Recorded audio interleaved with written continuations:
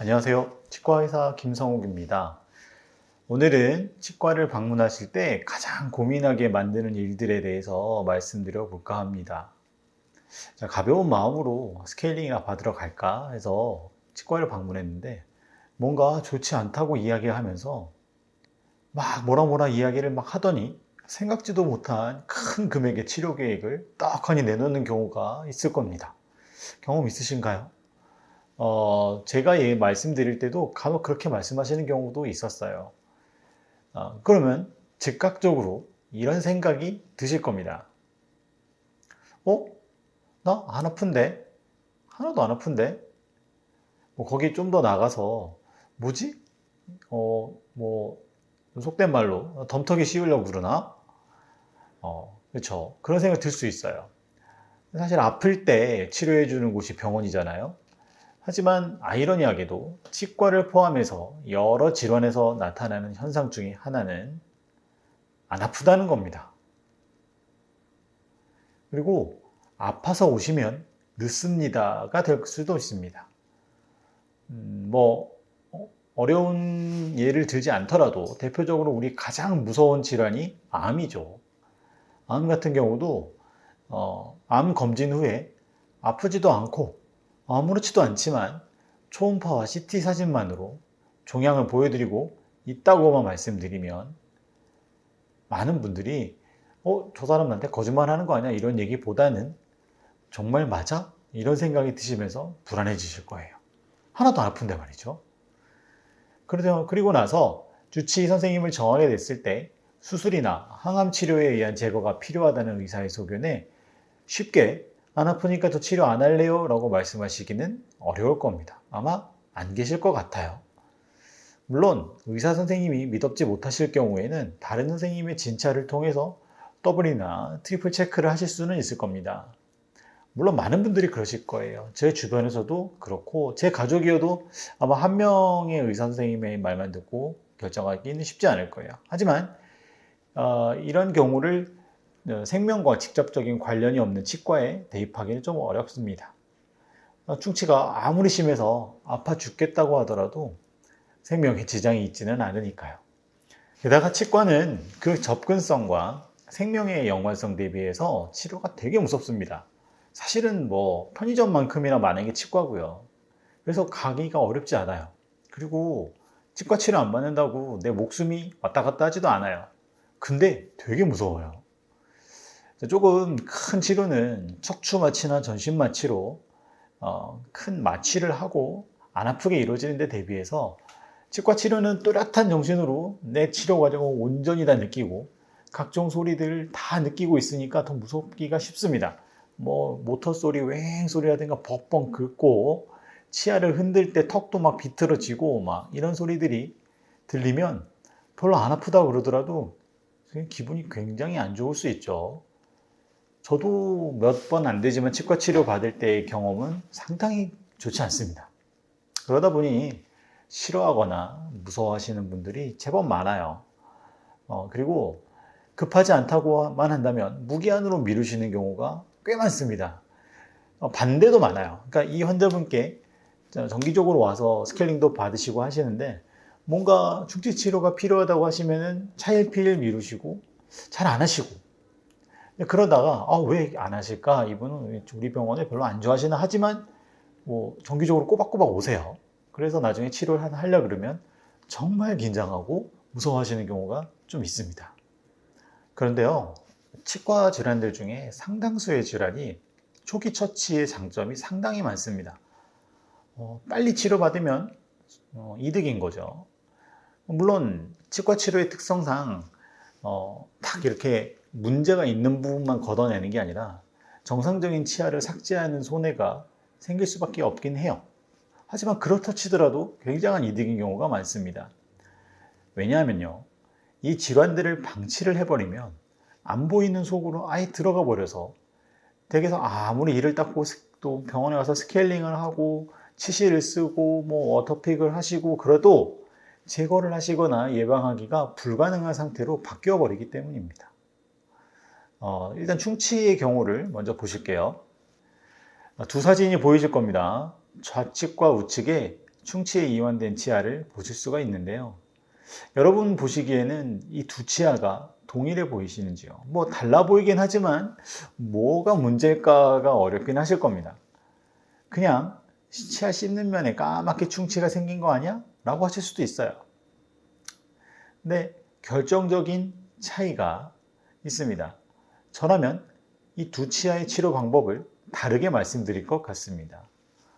한 치아는 조금 크게 정상적인 치아까지 포함해서 제거를 한 뒤에 본을 떠서 맞춰드리는 치료를 할 것이고, 나머지 하나는 그냥 충치만 제거하고 간단하게 레진 같은 재료로 당일에 마무리해드리는 치료를 해드릴 것 같아요. 네, 왼쪽에 왜 그렇게 말씀드리냐면, 왼쪽의 치아의 검은 줄무늬는 줄무늬 옆으로 거무스름한 음영이 추가로 보입니다. 보이시나요? 하지만 오른쪽의 경우에는 검은 줄무늬 옆으로 정상적인 치아만 보입니다. 그냥 줄무늬만 있어요. 결국 왼쪽의 치아가 충치가 더 높은 단계로 번진 상태인 셈입니다. 이거는 이제 충치의 발전 단계를 생각해 보시면 알 수 있어요. 우리 치아의 가장 바깥 부분을 차지하고 있는 구조는 범랑질이라는 조직입니다. 이 조직의 구성은요, 그냥 97% 정도가 광물 성분으로 구성되어 있어요. 그냥 돌이에요. 97%가 돌이에요. 그렇기 때문에 세균들이 쉽게 침범하고 번식하기가 매우 어렵습니다. 그렇죠. 아무리 세균이라고 돌 먹고 살진 않죠. 그래서 세균들이 여기를 뚫고 들어가야 되는데, 근데 일단 그 층을 뚫고 들어가면 두 번째 층인 상아질에는 약 30에서 40% 정도의 유기질 성분이 포함되어 있어요. 그렇다는 얘기는 먹을 것도 많고 증식하기도 좋다는 얘기입니다. 그러니 잘 차려진 밥상을 놔두고 옆에 황무지 개간해갖고 농사지어서 자족할 이유가 없잖아요. 그러니까 세균들도 이 힘든 범랑질층을 뚫고 들어와서 안에 상아질층의 자리를 잡으면 범랑질은 건드리지 않아요. 그래서 이렇게 좁은 입구로 내부 진입에 성공한 충치가 안으로만 커지게 됩니다. 사진을 보시면 아실 수 있어요. 두 번째 충치 사진입니다. 겉으로 보면 그냥 줄무늬가 좀 생긴 충치 같죠? 그렇게 겉으로만 보고 간단한 레진 치료를 생각하면 큰일 납니다. 간혹 계세요. 이렇게 지금 사진으로 보시는 것 같은 충치를 갖고 계시면서 오셨는데, 저한테 충치가 있으니까 레진 해주세요 라고 얘기를 해요. 말씀하세요. 그래서 이제 보고서 큰일 날 말씀 이렇게 해서 말씀을 드리면 좀 이해를 하시는 경우도 있고, 뭐지? 왜 그러지? 그냥 레진으로 해주세요 이렇게 말씀해 주시는 경우도 있어요. 결론부터 말씀드려서요, 그렇게 생긴 충치에 단순한 레진 치료를 생각하고 해드리면 큰일 납니다. 자, 오른편 엑스레이 사진을 보시면 충치는 치아의 절반 이상을 파괴했고요. 입구는 여전히 작은 상태로 남아있는 걸 볼 수 있어요. 이 경우에 속빈 강정이 돼 있죠, 치아가. 이런 형태의 치아가 식사 도중이나 생활 속에서 툭 깨져서 발견이 되거나, 아니면 신경에 거의 맞닿은 충치균이 신경 속을 침범해서 염증을 일으키면 이제 우리가 흔히 알고 있는 무시무시한 치통, 잠 못 이루는 극심한 통증으로 병원을 찾게 되실 수도 있습니다. 그래서 충치 검진에 엑스레이 검사는 필수적이고, 아프고 아프지 않고는 당장 중요한 것이 아닐 수 있어요. 또한 통증이 믿을 만한 지표가 항상 되지는 못하는 게, 어떤 분은 충치가 신경을 거의 다 침범해서 거의 남아있는 게 없을 정도로 막 그냥 보통 분이 보셔도 이렇게 심각한 충치가 있어 라고 보여도 한 번도 아프지 않았다고 말씀하시기도 하거든요. 감각은 실체가 느껴지는 것이기 때문에 개인차도 존재해요. 개인차가 많이 존재해요. 극단적인 경우에는 이렇게 하나도 아프지 않을 수도 있습니다. 반대로 정말 그렇게 크지 않은 충치가 생겼는데도 씹을 때 시큰시큰하거나 아파서 바로 알려주는 케이스도 많이 있죠.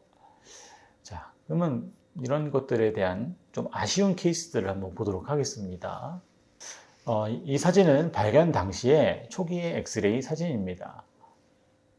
보시면 어디가 이상한지는 잘 모르시겠지만 빨간 네모로 표시가 되어 있어요. 환자분께 치아 뒤쪽 인전면 부위의 충치를 말씀을 드렸고 치료를 권유드렸습니다. 인전면은 치아와 치아 사이 부분을 말씀드리는 거고요. 하지만 이제 환자분께서 무섭기도 하시고 좀 작기도 하고 그랬는지 보류를 하셨어요.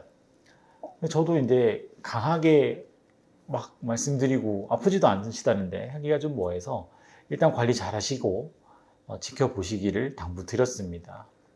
그러다 보니까 1년이 지났어요. 1년 뒤에 정기검진 엑스레이를 찍었는데 방금 보셨던 사진보다 그 검은 동그라미의 크기가 좀 더 커졌음을 전문가가 아니더라도 아실 수 있습니다. 그 동그라미 부분이 충치예요. 자, 이때까지는 본 떠서 떼어드리는 인레이 치료가 가능했기에 말씀을 드렸지만 아프지 않으시다고 보류하셨어요. 그러다 보니 이상이 없으시니까 한동안 또 못 오시다가 이제 한번 뵐 때가 된 것 같은데 하던 차에 코로나가 터져서 또 몇 년을 못 뵀어요.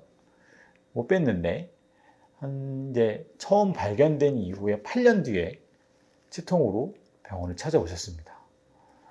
저는 8년 만에 뵈니까 반갑긴 했는데 좋은 일로 찾아오신 건 아니어서 좀 마음이 아프기도 걱정이 됐어요. 근데 보니까 이제 바깥쪽에 검은 부분과 안쪽에 검은 부분이 합쳐진 게 보이죠.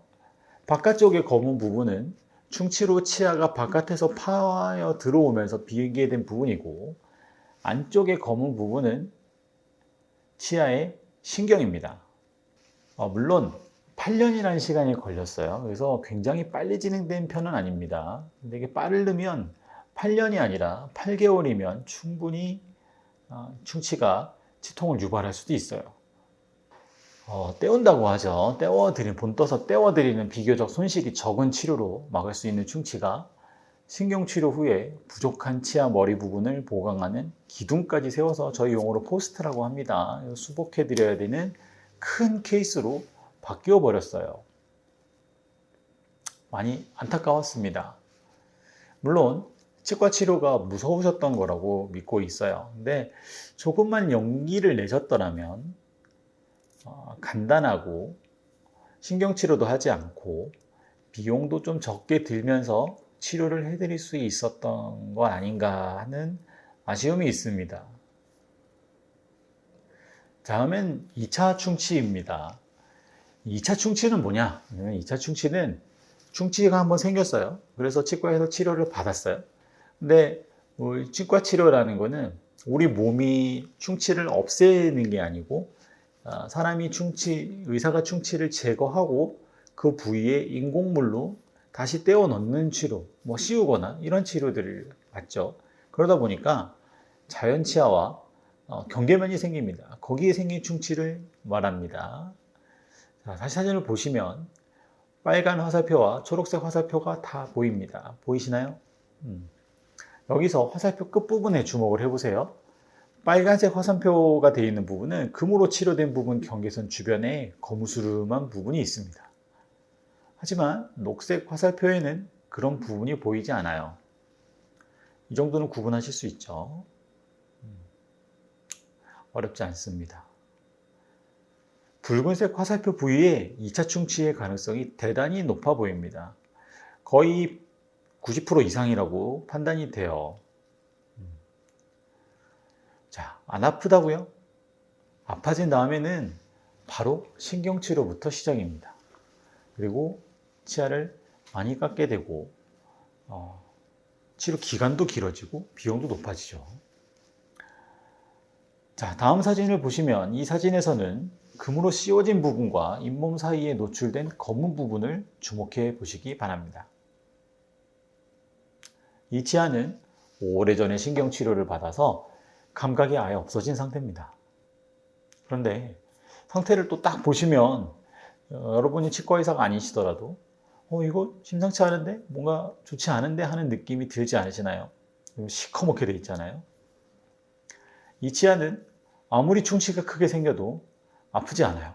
그렇기 때문에 뭔가 치료를 해야 된다거나 다시 문제가 생겼다는 것을 받아들이기가 좀 쉽지 않습니다. 증상으로 감지하는 게 불가능하기 때문에 그래요. 하지만 이 치아가 아파서 오실 때는 죄송한 말씀이지만 가망이 없는 경우가 많아요. 그래서 이 정도 모습의 치아를 갖고 있고 이 치아가 치료 후 10년 이상 경과를 한 치아라면 아깝다 생각 마시고 내부 검사 겸 해서 교체를 해주시는 게 좋습니다.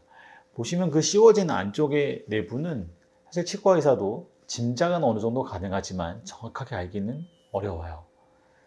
자, 그렇다고 2차 충치만 문제가 되는 것은 아닙니다. 다른 사진을 보시죠. 이 사진을 보시면 어떤 느낌이 드실까요? 제가 굳이 설명드리지 않아도 뭔가 문제가 있구나 하는 느낌이 들지 않으실까요? 이것도 아까부터 계속 보여드렸던 사진들의 공통점인데 치과 의사가 아니더라도 보시면 뭔진 몰라도 좋지는 않아요. 치아와 그 뿌리의 모양을 어느 정도 알고 계신 분이라면 왜 저러지? 하실 수 있습니다. 맞습니다. 이 치아는 뿌리가 반으로 수직으로 쪼개졌습니다. 이렇게 수직으로 쪼개진 경우는요, 빼는 것 말고는 방법이 없어요. 사실 그분의 험담을 한다기보다는 예전에 이렇게 오셨던 분께 치아를 뽑아야 합니다 라고 열심히 설명을 드렸는데 자연 치아를 지키고 싶다고 하시면서 흥 한번 나가신 분도 계셨어요. 그래서 그 부분은 좀 안타깝습니다. 이렇게 아프다는 감에 의지해서만 치료를 하면 간단하게 막을 수 있는 질환을 힘든 치료로 막아야 하는 일이 잘 생길 수 있습니다. 굉장히 슬프죠. 그러면 내가 적절한 시기에 치료를 받는 것만 중요한 게 아니고요. 하지만 이제 좋은 의사 선생님을 찾는 것도 굉장히 중요합니다. 그 치료의 필요성을 얼마나 정확하게 그리고 이해할 수 있게 쉽게 설명하느냐가 중요하다는 얘기죠. 거기에다가 치과를 조금 덜 무섭게 해주시는 분이라면 저는 금상첨화라고 생각해요.